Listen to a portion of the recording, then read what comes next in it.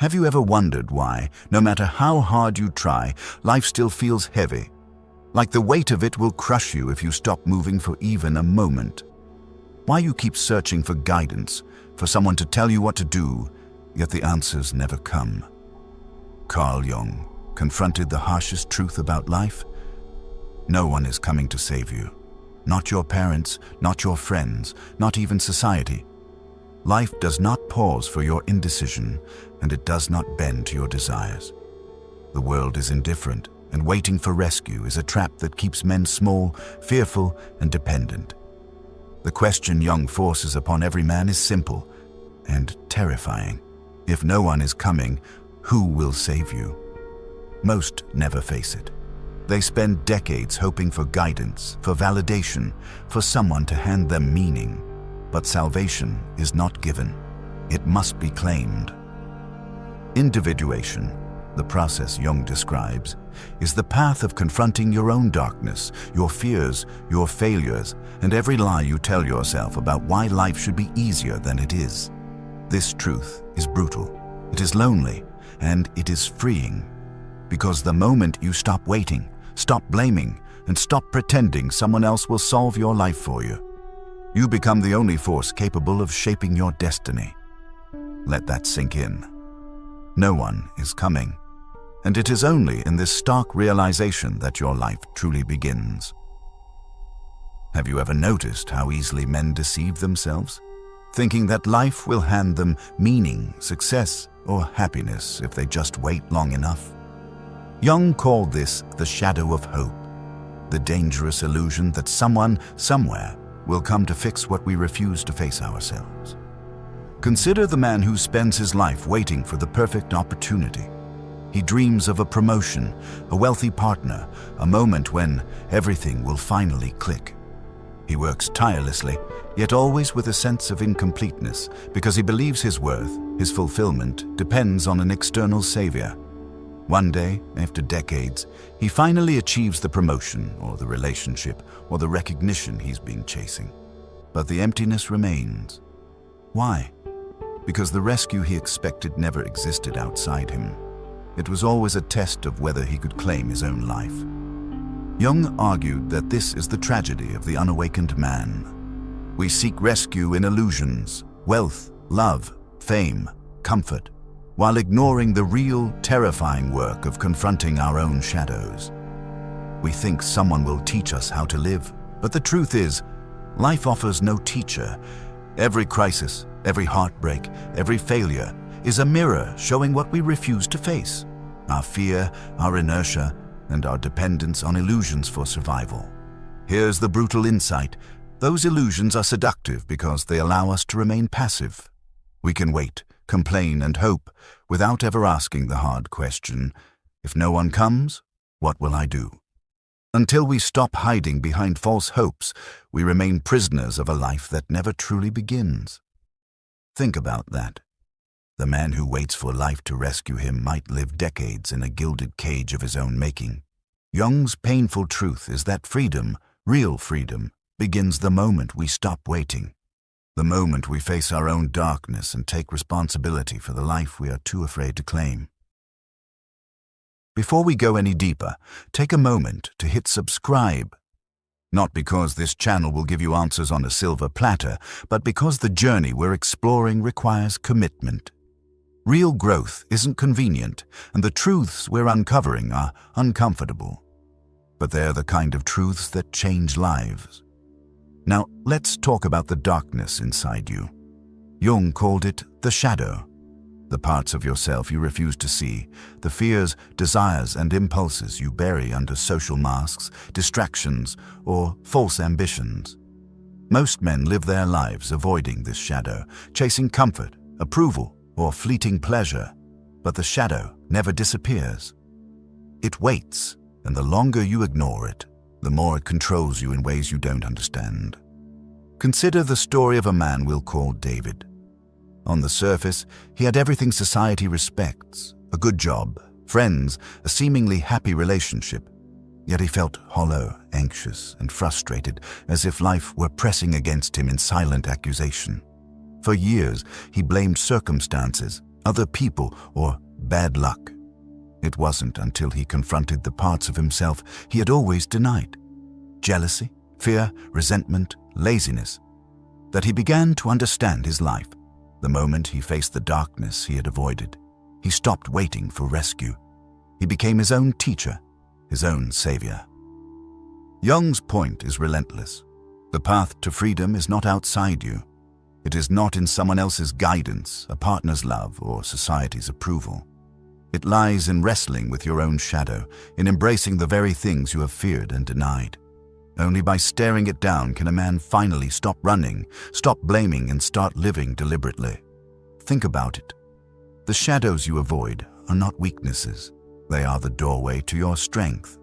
The moment you accept that no one is coming, that life offers no guidance beyond what you claim for yourself, the shadow becomes your greatest teacher. And from that confrontation, true power, clarity, and purpose are born. Have you ever noticed how most men wait for the world to hand them opportunity? A mentor, a partner, a lucky break, something outside themselves that will suddenly make life easier. Jung's most painful truth is that this waiting is not only futile, it is destructive. No one is coming. And the sooner you accept this, the sooner you begin to build a life that is truly yours. Building yourself when no one helps begins with a radical honesty. You must face the fact that life owes you nothing, that your failures are yours alone and your successes will only belong to you if you claim them consciously. This honesty is uncomfortable because it removes every excuse, every crutch, every illusion of dependency. But it is also liberating. The moment you stop expecting rescue, you take the first step toward real freedom. Let's take an example. Imagine a man named Elias. He spent years waiting for direction. His career stalled because he relied on luck, timing, or external approval. His relationships failed because he hoped a partner would fix his loneliness or give him purpose. He resented life, blamed others, and sank deeper into mediocrity. One day, he realized that waiting had cost him a decade of his life. That day, he made a choice, not to wait anymore. He started small, waking up earlier, reading, training his body, setting goals. But most importantly, he began facing himself. Every fear, every flaw, every unacknowledged desire. Jung's process of individuation is exactly this: building yourself from the inside out, in solitude, in confrontation with your own mind. It is not glamorous. It is not instant. There is no one to cheer you on, no applause, no rescue, only the slow, deliberate work of becoming whole. Day by day, decision by decision, action by action, Elias transformed his life. Not because the world helped him, but because he learned to help himself. And building yourself goes beyond external achievements. It requires mastery over your own mind. Most men are prisoners of habit, emotion, and unconscious impulses. They let anger, laziness, fear, or pride dictate their lives.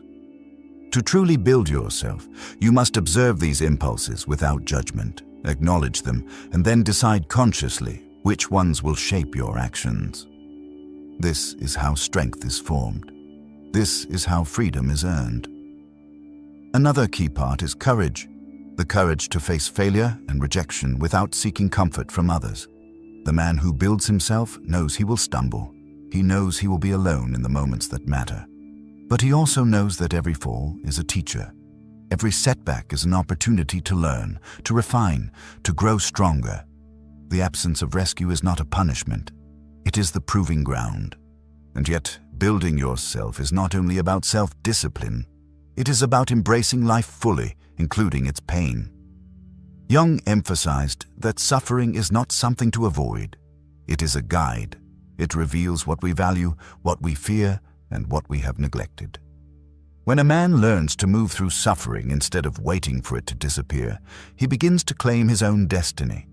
He becomes the architect of his life, rather than a passive participant in a story written by chance and expectation. Finally, building yourself requires vision. You must know not just who you are, but who you want to become. Most men never ask this question, and so they drift, waiting for someone to give them purpose.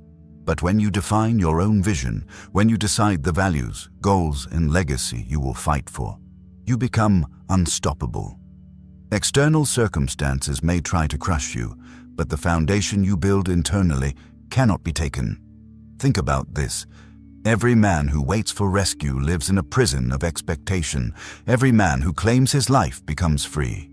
No one is coming, and in that truth there is both terror and power.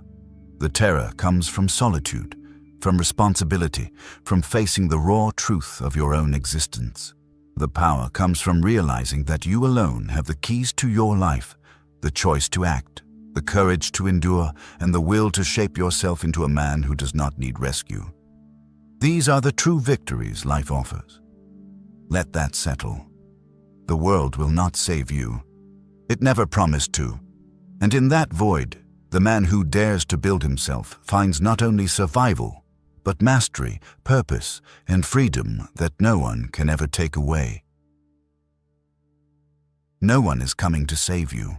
The world does not pause for your indecision, and life will not bend to your desires. This is not a curse. It is the only path to real freedom. Most men never face it. They wait for guidance, for approval, for someone else to define their lives. And while they wait, life slips through their fingers, unnoticed, unclaimed, wasted. Jung's most painful truth is that liberation comes only when a man stops expecting rescue and begins to take full responsibility for himself. Every decision, every success, every failure, it belongs entirely to you. No excuses, no shifting blame, no relying on others to save what you have neglected to save yourself. The moment you accept this, the emptiness that once terrified you transforms into a canvas for creation, and the life you are waiting for begins to take shape. Consider a man named Marcus. He spent decades blaming his circumstances. A boss who never appreciated him, friends who didn't support him, a life that seemed unfair. He waited for opportunity, for validation, for someone to hand him purpose. One evening, in quiet reflection, he recognized the truth. No one is coming. That recognition, harsh as it was, became the turning point of his life. Marcus began building himself. He studied, trained, reflected, and faced the parts of himself he had long avoided: fear, laziness, resentment, and unfulfilled desire. Over time, he transformed, not because life changed for him, but because he changed himself. This is the essence of Jung's teaching. Individuation. The process of confronting your own darkness, taking responsibility for your existence, and shaping your life through conscious choice. It is not glamorous. It is not easy. It is lonely, often terrifying, and failure is inevitable. But men who embrace this path gain something no one can take away: autonomy, clarity, and the power to create meaning in a world that offers none. To claim this freedom, 3 brutal realities must be accepted. You are responsible for everything in your life. Every choice, every failure, every success. Yours alone. Blame is useless. Action is everything. Suffering is inevitable and essential. Challenges, setbacks, heartbreaks. They are not obstacles to avoid, but guides revealing your strength, your fears, and the parts of yourself you have ignored. No one will come to save you. This is liberation, not punishment. It forces you to act, to create, and to claim the life that has always been within your power. The freedom Jung describes is born in solitude, in courage, and in relentless self-responsibility. It is the life of a man who no longer drifts, waits, or complains. It is the life of a man who faces the shadows within, embraces suffering as a guide, and builds himself deliberately, step by step, choice by choice. The world will not save you. Life will not pause for your indecision, but you, through courage, reflection, and action, have the power to claim a life of meaning, purpose, and mastery. And in this stark, unforgiving truth lies the ultimate liberation.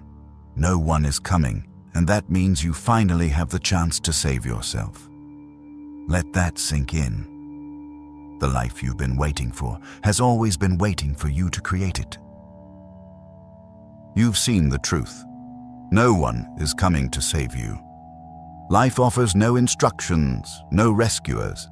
Everything that matters, purpose, mastery, freedom, must be claimed by you alone. Subscribing here isn't just a click. It's a commitment to yourself, a reminder that you are willing to confront uncomfortable truths, face your shadows, and stop waiting for life to hand you meaning. Growth doesn't happen passively. Tools are useless without the craftsman, and that craftsman is you. Hit subscribe not for me, not for validation, but for the journey. Each video is a spark. You carry it, you act, you build. No one will save you. And that truth, it's the ultimate freedom.